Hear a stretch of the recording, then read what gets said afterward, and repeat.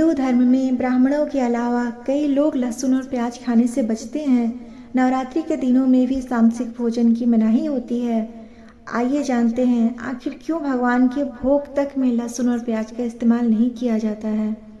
अक्सर आपने सुना होगा कि ब्राह्मणों के अलावा जो व्यक्ति व्रत रखते हैं वह लोग लहसुन और प्याज खाने से परहेज करते हैं। यहाँ तक कि भगवान के भोग में भी प्याज और लहसुन का इस्तेमाल नहीं किया जा सकता है। लेकिन क्या आप जानते हैं कि इसके पीछे की वजह क्या है? जबकि प्याज और लहसुन सेहत के लिए काफ़ी अच्छा माना जाता है।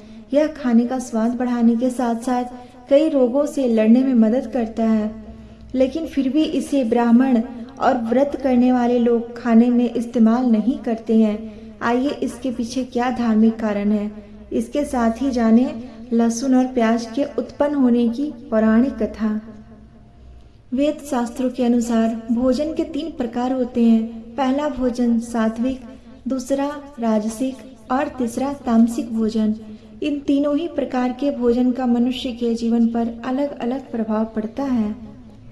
ऐसा माना जाता है कि जो व्यक्ति सात्विक भोजन करता है उनके अंदर सत्व गुण सबसे अधिक होते हैं। ऐसा भोजन करने से व्यक्ति सात्विक बनता है।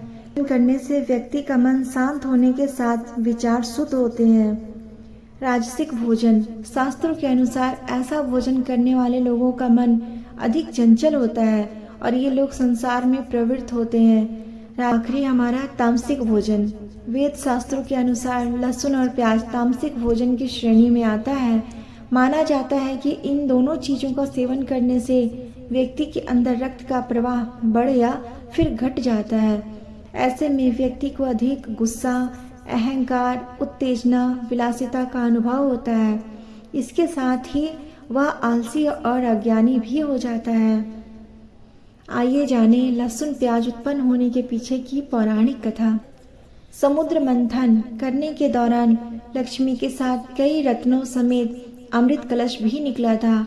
अमृत पान के लिए देवताओं और असुरों में विवाद हुआ तो भगवान विष्णु मोहिनी रूप धारण कर अमृत बांटने लगे।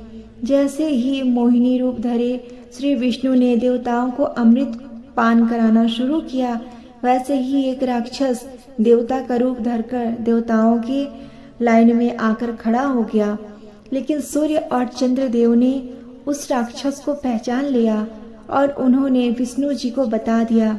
ऐसे में भगवान विष्णु ने अपने चक्र से उसका सिर धड़ से अलग कर दिया, लेकिन उसने थोड़ा अमृत पान कर लिया था जो अभी उसके मुख में था।